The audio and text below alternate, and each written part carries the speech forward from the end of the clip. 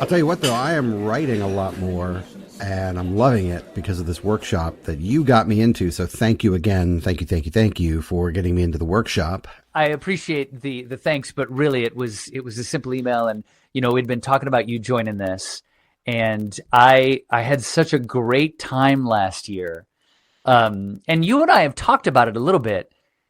I'm just really curious, like for you, what was the impetus to do this workshop? We had talked about it last year. I remember you raved about it. And then I saw you publish a couple of pieces coming out of the workshop, if I recall correctly. So that proved to me that it could be effective. Also, the connections that you made in the workshop, you met some really cool people. And I thought, hey, that sounds fun, meeting cool people and having a reason to write. But I got to be honest, all of that pales in comparison to just the re-energizing of my creative impetus. Right before the workshop, I was feeling really down in the dumps, I think is the best way to put it, and just sort of questioning everything and blah, blah, blah. And now that I guess we're 11 days in to the 24-day workshop, and I feel like looking back on me just 2, 3 weeks ago as how ridiculously stupid you were, child of 11 days ago, that you hadn't internalized all this wonderful, feedback that you've been giving people for 5 years on the podcast. Like, just follow your own advice, dummy. It's going to be great. So that's what the workshop has done for me. The implied social pressure of, hey, all these random strangers who also want to write are going to be reading your stuff.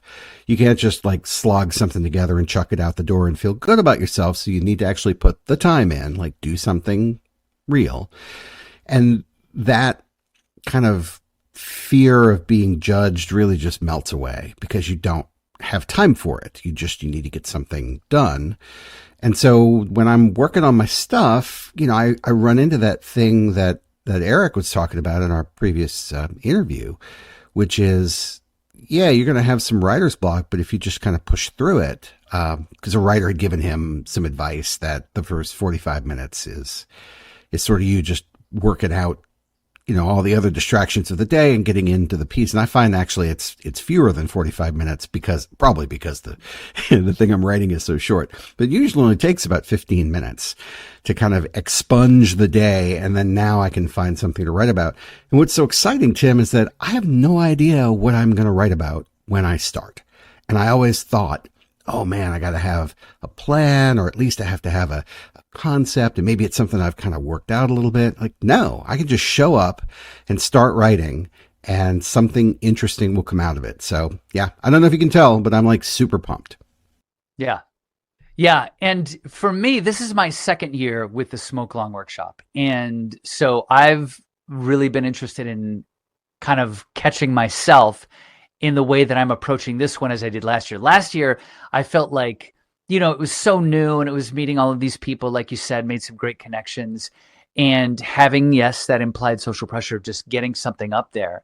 And also to a degree, wanting to impress folks. I mean, I think that's part of it. Like I wanted to show that I had an acumen. Of course, we all want to make sure that we're doing something.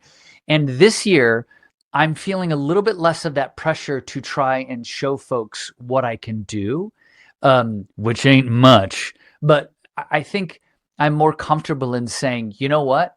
I feel good about this piece. I do have some other stuff that I have to do today. This is a prompt a day for 24 days out of the month. So I feel a little better about being able to post something with the idea, you know what, I'm going to be able to take this out in a couple weeks once this kind of settles down, once I'm out of the March, micro marathon, and just, focus on them and make them as best as I want, or to make them like, in our interview with Eric Scott Tryon, like make sure that they're 100% what I want to say. Because I was catching myself, I was also early on in the very, very first week of this, I was doing a lot of writing last year in the 5:30 to 7 a.m. hour, like early morning, waking up, getting the coffee, not looking at any social media, just looking at what the prompt was and letting that like boom, spark something. And now I'm not putting my pressure on myself that much. Well, I have to be honest with you. There were a couple of days where I was like, oh, I don't have anything to write for this. I don't have anything to write for this. And I think actually one of the prompts I didn't post on the day that the prompt was initiated. I sort of like waited until the next day because I was like, wait a minute, I've got a good idea. Let me hit this up tomorrow. So it's been a little bit more relaxing for me. My personal goal for this is to just have a bunch of pieces that I can say, wow, okay, this has got some legs. And of course, there are going to be some stinkers. I already know which ones are my pieces that I put up there that I'm like, let's not return to that one. But it's been really, really good. It's been very, very good. So I'm so happy that you are feeling so excited. And I also love the fact that with this workshop, every 8 days, they mix up the groups so that you can meet as many people, you can read as many works as you can from different writers. And you and I are not in the same group anymore that we were in the first octet, as they call it. But you're still like writing me every night, like, look what I wrote today. And I know. I'm like a, that's the so kid, great. the kid with the macaroni glitter project. That's me.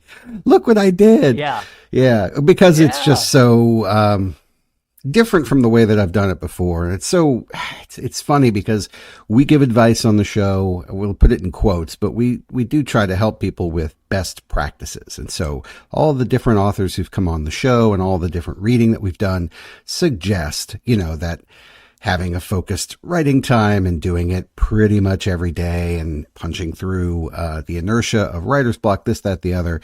So you can hear all of that and intellectually agree with it, stroke your chin and nod thoughtfully and say, yes, yes.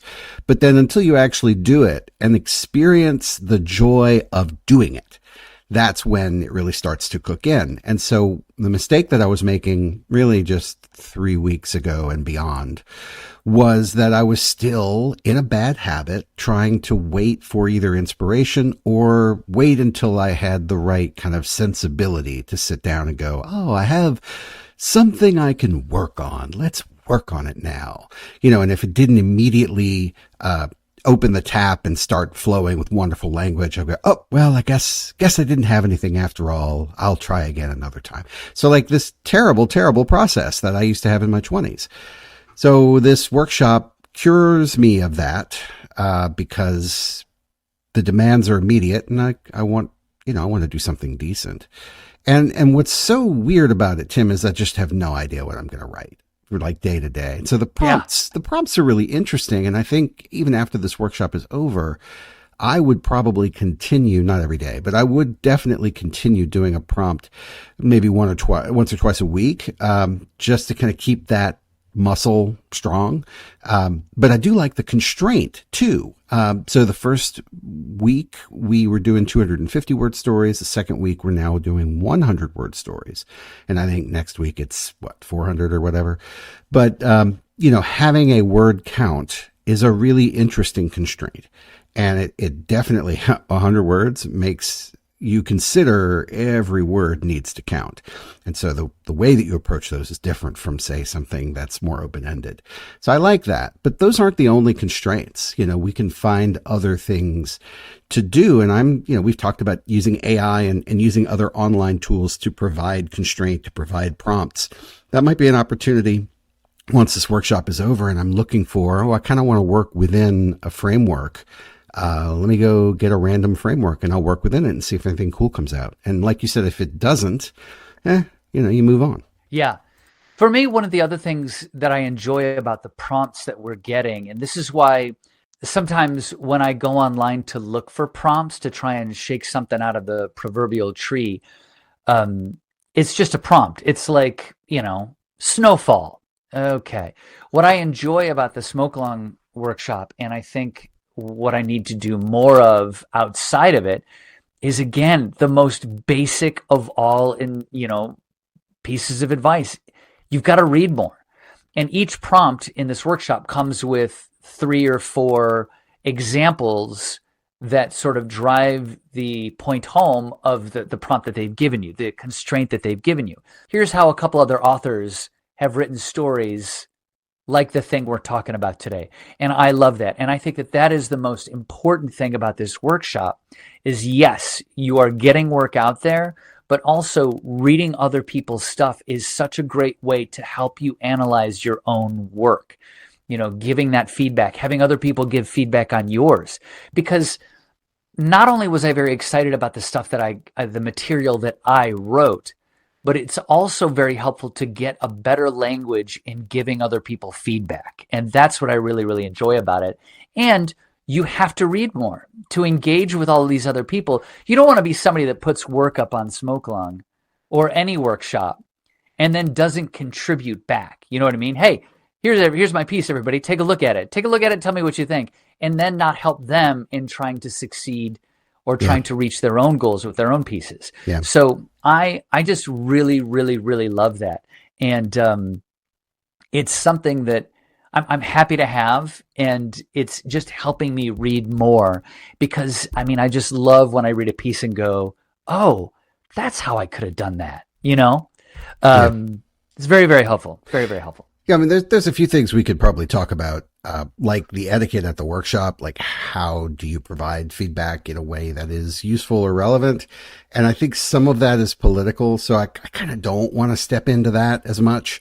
But I know that you and I were talking sort of outside of the recording space about the quality of the feedback and how to take it and how to give it.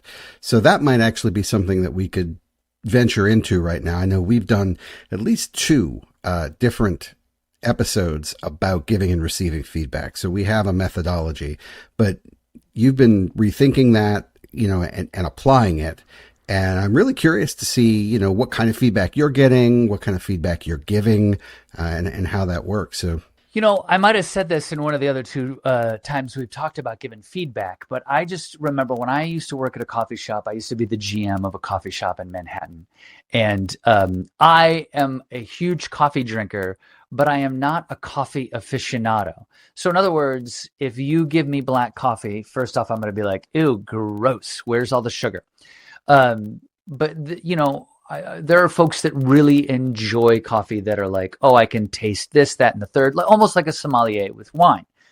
And when I approached the bosses at my coffee shop, their coffee shop, and said, I don't feel comfortable being able to tell people what they taste like. They were like, it's up to you. It's your personal experience with the coffee.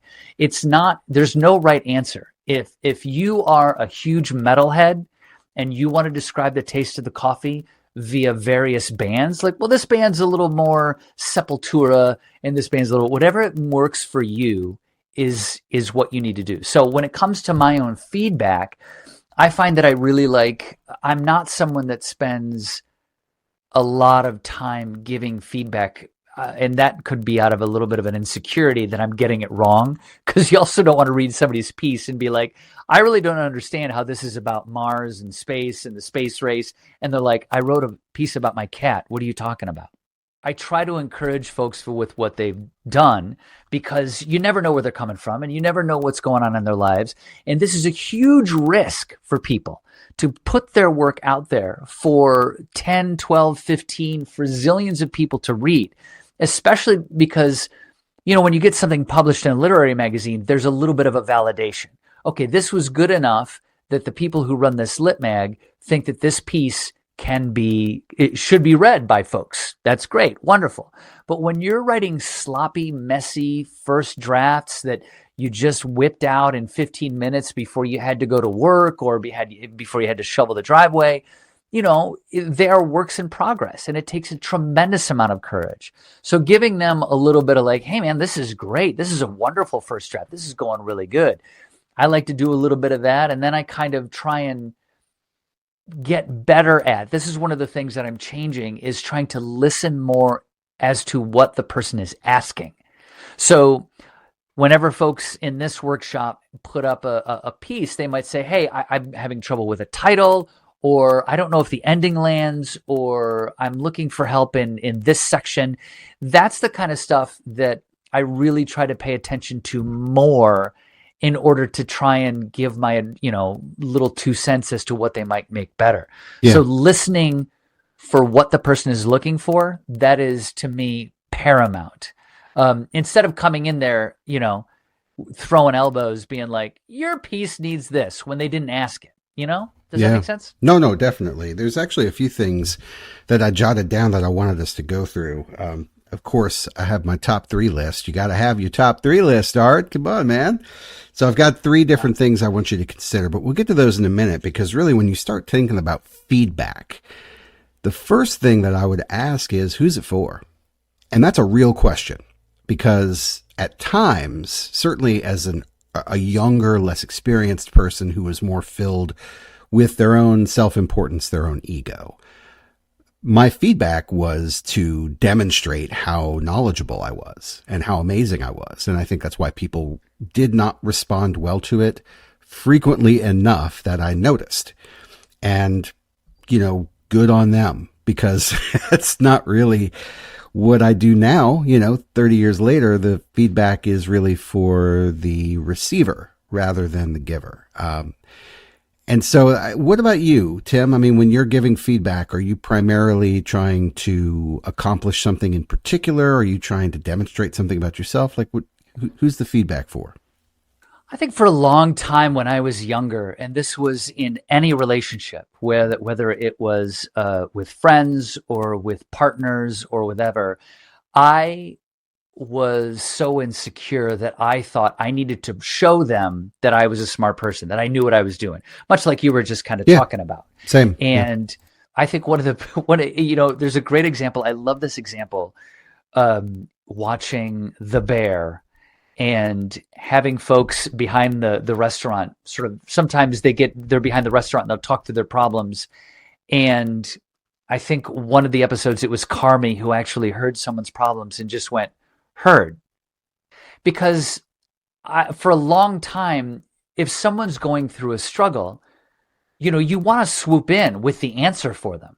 You want to be helpful. But I think I also, in my earlier relationships, wanted to be helpful, but wanted it to be helpful for a self-serving way. Like, I am a cool guy. Yeah. And so that's one of the things that I've really tried to step back on, is going in and saying, what would make this piece better? Now, of course, we could open up the books right now, even in today's, SmokeLong prompt or yesterday's or a couple of days ago, and see if I've actually, walked that walk. I might find something and be like, oh, wait a minute. I did tell them what to do here. But I'm trying to be better at just reading someone's piece, and then giving my honest feedback about what I felt about it. And if they're asking a question, I might try to address it. And you also don't need to have all the answers for questions that you weren't asked.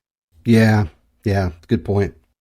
As we get into this sort of analyzing your own feedback and really thinking about what it's useful for, that first question of who is the feedback for, it really ought to be for the receiver. And, we are just providing context for the writer because it is virtually impossible for them to experience the story as a reader because they originated it. And the only way that they could really do that would be to spend weeks or months away from it and then come to it fresh, having forgotten it. Then they can experience it as a reader. So that feedback, especially early feedback, gives them kind of a fast lane, a shortcut to get to that knowledge. And when you have a cross-section of people, when you start to see patterns emerge, which I have seen in my the feedback to my pieces, very frequently people are saying different things, but they're talking about the same part of the story. And I really discount what they're saying just because I don't want to lift and land someone else's idea and say, okay, well, I originated that, because that's not true. And that's one of the risks of being very prescriptive in your advice. Like, well, you should change this word to this, and you should spin this other character off in this other direction. And now we're writing the story together, and that's icky, right? But instead, just sort of pointing out, hey, the ending didn't land for me. Maybe something with a little more of a gut punch. Hey, this character seems flat, or hey, this character seems really well-rounded. The language is very strong here. Notice that the feedback can be either positive reinforcement or constructive feedback, right? Those are the things that we can provide. But regardless, it's for that writer. So the next thing that I like to look at when I'm providing feedback is this reflexive? And so if you go back and listen to the refill from a few weeks ago, the one called Conflict First, I did this, this is modeling this behavior. I was giving people all of this feedback that was kind of the same, which was, wow, the writing's really interesting, but it'd be great if the story had more conflict. And then I said, well, shoot, if I'm telling people that, am I maybe kind of telling myself that too? Let me go back and look at what I wrote and see if I would give myself the same feedback. And I would have. And I was pissed at myself, because I'm like sitting here, Sermon on the Mount style, telling people what's wrong with their stories. And I have done the same thing, So that's the next step is looking at your feedback. Not only am I trying to help this person, but am I actually talking about my own work, and how can I look at my work through the lens of what I'm, the feedback that I'm providing to other people. I think there's also this idea where, and maybe it's just me, where you're so nervous and you're so insecure about what you're sharing that folks coming to you with criticism might be, you might take it the wrong way. And that's one of the other things that I had to really, really get out of last year, was that people aren't coming for you. They're just trying to help. I sometimes have, I think last year when I was first in this workshop, I did take folks the wrong way sometimes. Be like, oh man, come on, you can't say that to me. Don't you understand? Oh, wait. Oh, hold on a second. And once I removed my ego from it, I was like, oh, yeah, that does make sense. Yeah. You know what I mean? So, yeah. I think that, yes, when you were talking about being younger and wanting to try to be the smartest guy in the room, which, frustratingly you are all the time, Art. Why don't you just pull out another metaphor real quick? What is it like when someone's the smartest guy in the room all the time? It's like being the captain of every ship.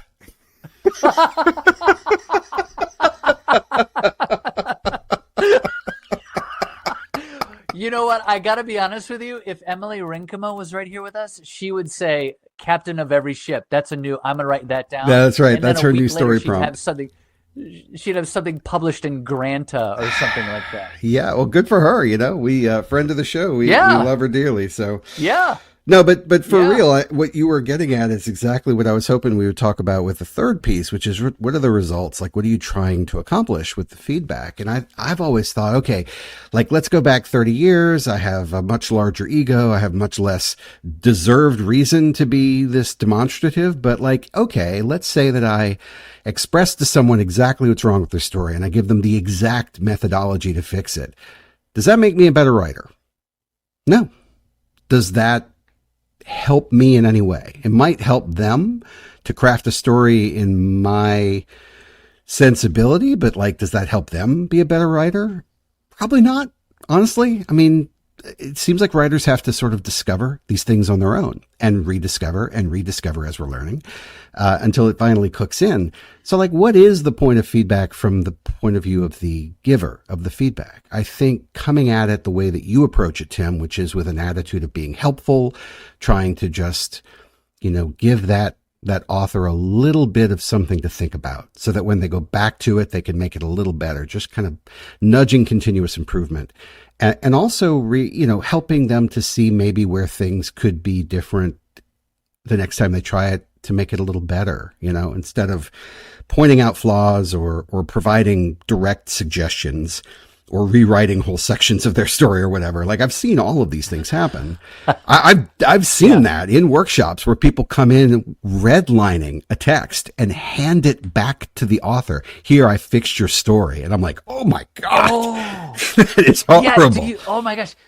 Do you remember, I don't know if you remember this, but way back, I think it was the creative writing the creative writing class that you and I took together where we first met in like 93 or 94 at the University of New Orleans. There was a piece that I wrote and someone in the class hated it so much. She stood up from her desk and went to the chalkboard and started listing things out about the story. Oh my God. I was just like, oh no, like what did I do? Yeah. Now it wasn't your story. It was somebody else's story. Oh, it was mine. No, it was mine. Was it really? Am I Mandela affecting something here? I don't remember it being yours. It was mine. Wow. Okay. No, I didn't put two and two together on that. Sorry. No, I do remember that woman walking to the chalkboard and starting to list things off. which is, Yeah. that's a move. That's a choice. It's a move. It's a move. But again, we're in college. That's what you do. You're sort of like you're trying things out. You know, I mean, sure, I set fire to her car later that day, but that was younger me. Right. Younger me. I'll tell you what is a past participle. That's right. You know what's in By the way, past tense? Your car's in past tense. I have no idea what a past participle is. That's probably why that's okay. I need that. Yeah. No, but well, I mean, look, so obviously if we took feedback as that approach, listing things that are wrong with the story, how does that make your writing better? How does that improve the story that you're commenting on? How does that even encourage a writer to take you seriously? Like, that's one of the downsides of negative reinforcement, just saying what's wrong without providing any context or possible way through, is that the receiver will just say, oh, well, clearly this isn't for them, and so I'll just discount everything they say. So like the feedback that's being provided should be there to help. So I think it's worthwhile for us to look at 3 different kind of dualities and see how we would approach those differently. So the first thing is writing versus story. And what I mean by that is you can critique the writing, which is the quality of the prose, and you can critique the story, which is the characters and what they do. And I think there is a duality there, that if one is working and the other is not, that's perfectly valid for you to sort of point out where one is working and the other is not. For me, it's listening to the red flag in my head that sort of says, oh, I've hit a little bit of a speed bump in this piece. And I cannot say this enough. With this specific workshop that we're talking about, they are first drafts. Now, of course, first draft means maybe they kind of worked on it maybe once or twice. Maybe that's kind of what I'm thinking, because you got a big giant glob of an idea and you want to kind of whittle it down so that it's at least presentable. So for a lot of these folks, it's a very first draft, and I think that those are the kind of things for me that are easy to kind of like to get that feeling that something's a little bit off. And those are the things that I try to say, like, just there are very basic things that you can kind of talk about. Like, oh, I was a little confused about who was speaking in this area, things like that. So when it gets into the deeper question of like story, yeah, I think there's an overview that you can take. I think it just sort of, it's whatever hits you as a person. Like I said, when I was, trying to discuss what I thought the coffee tasted like or how I liked it, there's certain things that I react to that you might not react to. And I think that that's why you and I have had the relationship we've had for so long. I know that you're going to come to me and say, Tim, this story is, what are you doing? And I can go to you and say, this sentence sounds a little weird. Can you speak it out loud? So, I mean, it's person to person, which is a great way to get out of answering that question. No, it's a perfect way to dodge that. It's absolutely stunning. The soft shoe. But, it is unfair of me to pose that to you with literally no prep. So thank you for being a good sport. No, but I mean, but it's a very valid question, because with these micro pieces, there's still, a lot of times it's like, like, for example, you're doing a list story or a hermit crab story, and you're still trying to tell a story. You're just really condensing it down. And so if these little things that I might pick out aren't working, that might address the story in a larger.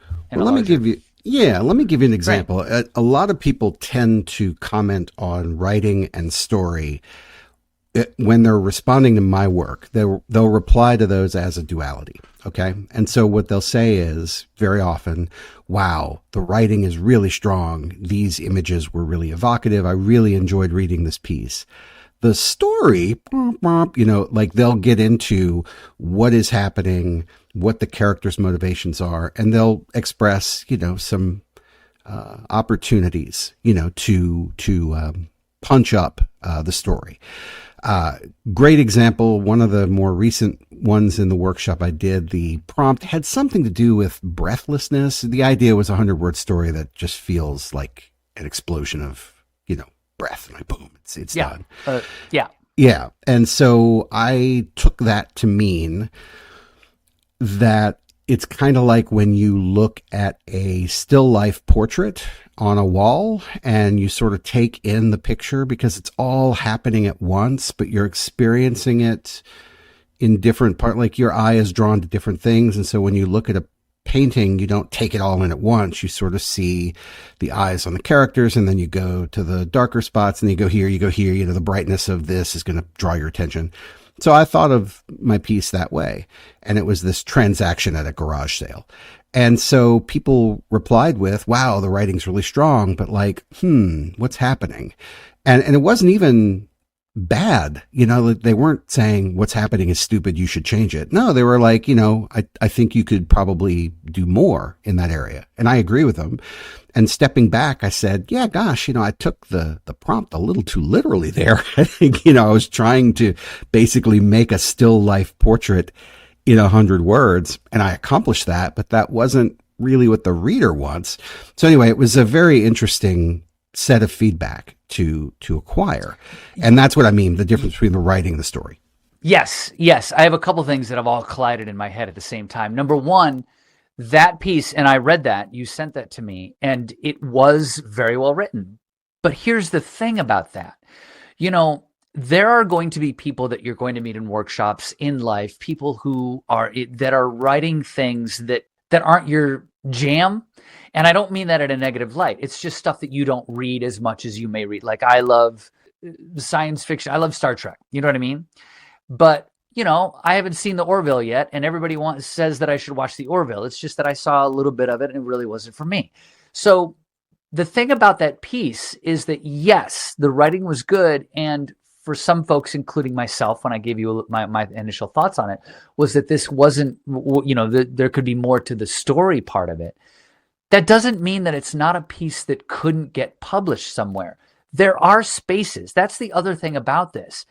There are some writers that I've met in the past 2 weeks for this SmokeLong workshop that are writing things that are so beyond my league. Like, I am just like, I'm not even playing the same sport as you.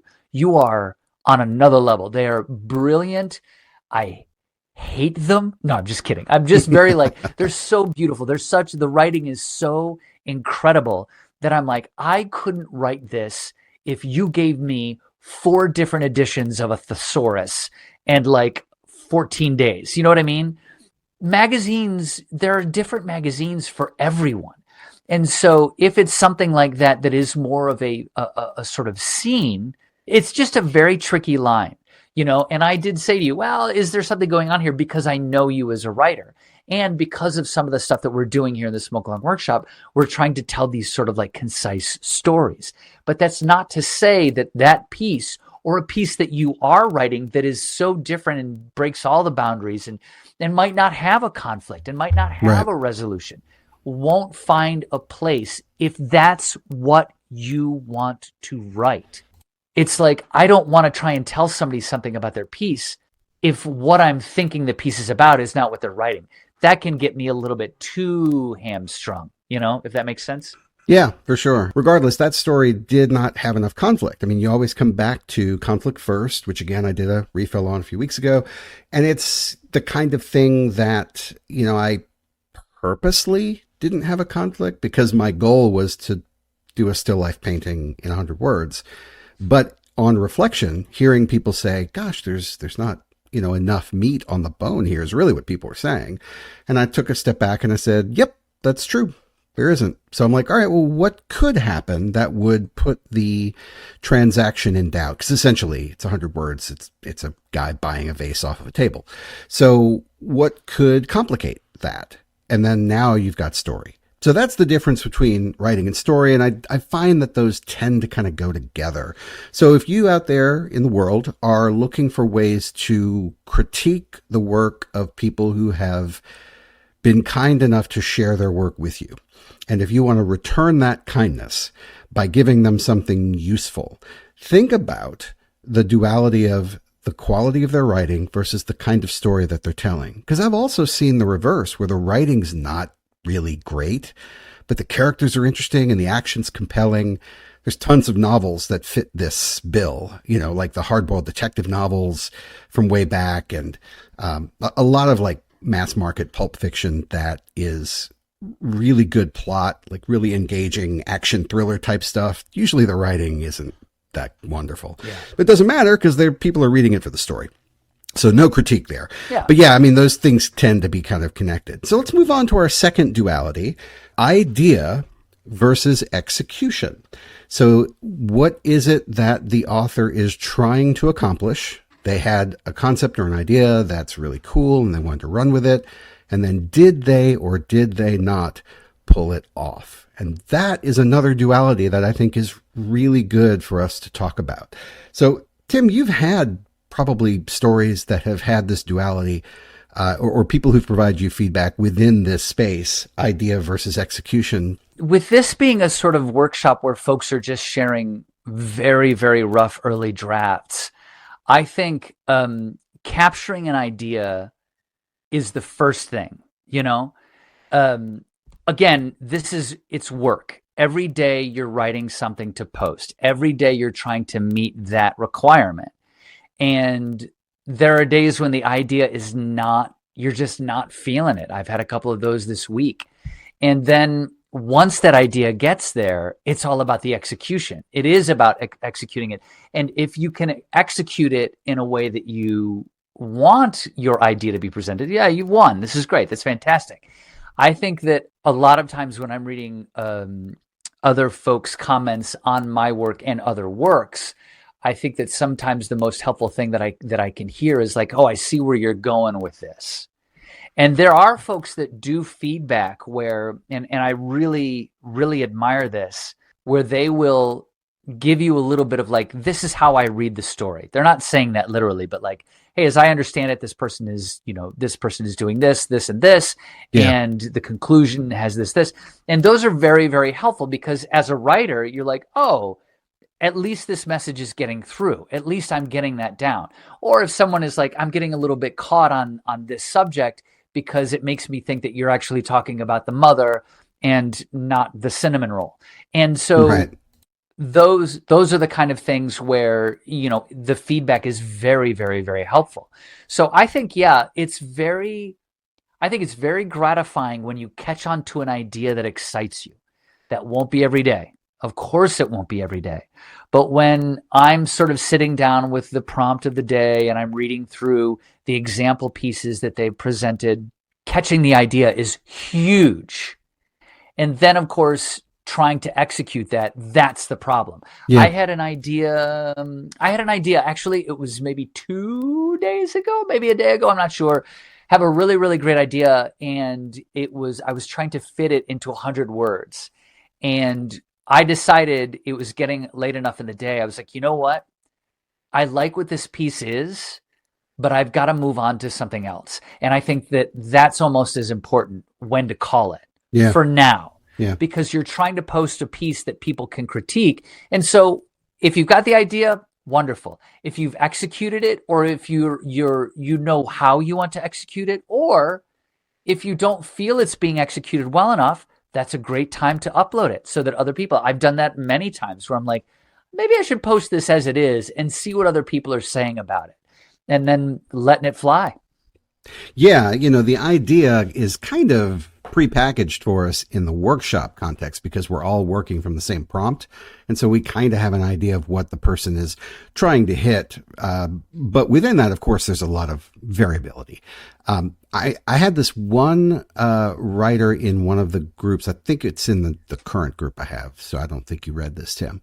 But they said, here's my story. I spun the wheel, right? Because they have that kind of random prompt generator within it. And I think the term they got was betrayal. And so they were writing a story in an attitude of betrayal within the constraints of the prompt. And so I read the piece and it was interesting. And so the idea was strong, but the execution was not. And to your point, Tim, no disrespect to the writer, everybody's pumping these things out, same day. Who knows how much time they actually had to sort of, pick at the language or draft multiple versions of this thing. So all the credit in the world to this person for originating something brand new and putting it out in the world same day, kudos. But the execution wasn't there. And so my feedback to them was, hey, thank you for telling me what the idea was that you were shooting for betrayal. I had to read it twice. The second time I understood what the betrayal was.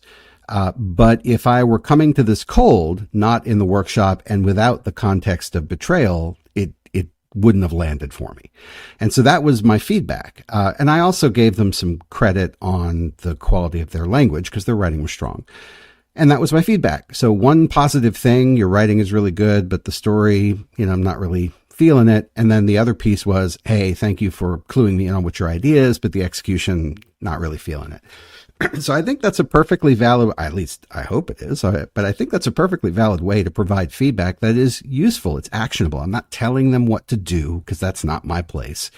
And just giving them something to think about, Yeah. And again, it really comes down to that idea of like trying to be helpful and maybe listening for what they're asking for. Yeah, that's really great. I don't know. I think it's such a really wonderful space.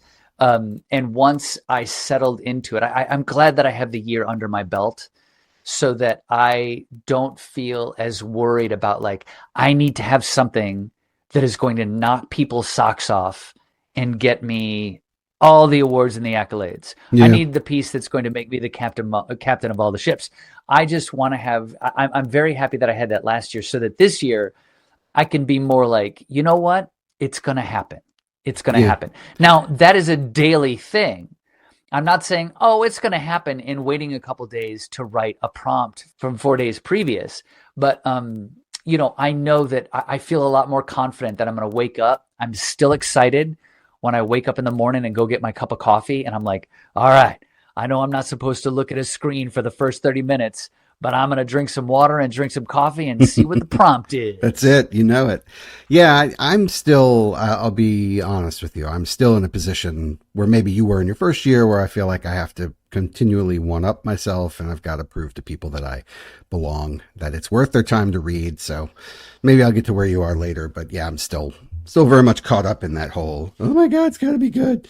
So, the last one before we wrap up is intent versus result. And I think it's very similar to the idea versus the execution, but like, what is the author's intent here? And so if they do happen to share that with you in the feedback process, because that's one of those things that's really kind of neat, is that you have access to the author. So it's not like I read a story that's already been published or one from someone I don't know, and I'm getting it without any context or understanding, and then I'm experiencing it, and then maybe I write something and then move on with my day. I should have a genuine connection with the individual at some level.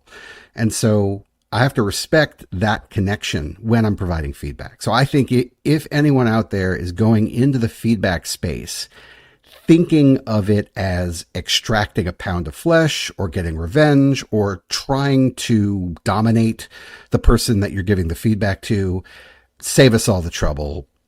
Don't share it, right? The whole goal, like Tim had said earlier, is to help. And so if you're coming at it with an attitude of help, then sometimes it can be really good to ask the question of the author. Hey, what was your intent with this piece? Because I read it a certain way, but I really want to know what you were going for. And then it becomes kind of a dialogue. And I think that's where we often miss the opportunity to have a discussion about it rather than just, well, I'm reading as the reader in the superior position and I'm, casting my pearls before swine and take it or don't take it. It doesn't matter to me. I'm going to go on with my day. No, I mean, this is a great opportunity to have kind of a back and forth with the author if they want to, like sometimes they don't. But that can be really helpful as well. Oh, well, I was trying for X. Oh, okay, cool. Well, now that I know X, like it makes sense and I like it. You might need to punch up this, and this to help reinforce that it's X, or I was going for X and the reader says, oh, wow, I didn't get that at all. And then you have a discussion about, okay, well, can you show me where that is in the text? Here, here, and here. Oh, wow, I totally missed that. I'm sorry, so, but it's a good dialogue or discussion that not only can help the writer improve their piece in the future, but it can actually help the reader understand how these things are conveyed and then kind of turn the lens back on your own work, see if you can apply it in your own work. Yeah, that's one of the things, the unintended consequence of doing a workshop. I think that when I first started, I was like, I'm hopefully going to get some pieces that I can get published. I had no idea I was going to meet the community that I did. And so having these dialogues, not only through the workshop posts, the social sort of network of it, But outside of that, meeting people that you can, once the workshop is over, that you can continue to work with. You see them on social media, or there have been a couple of people that I've met whose work I've read outside of the workshop, because there will be people that you get in sync with, and people that are like right on your wavelength. And those are relationships that you're going to have for a very long time. And who knows? Maybe 30 years from now, you'll have a podcast with them like Art and I do.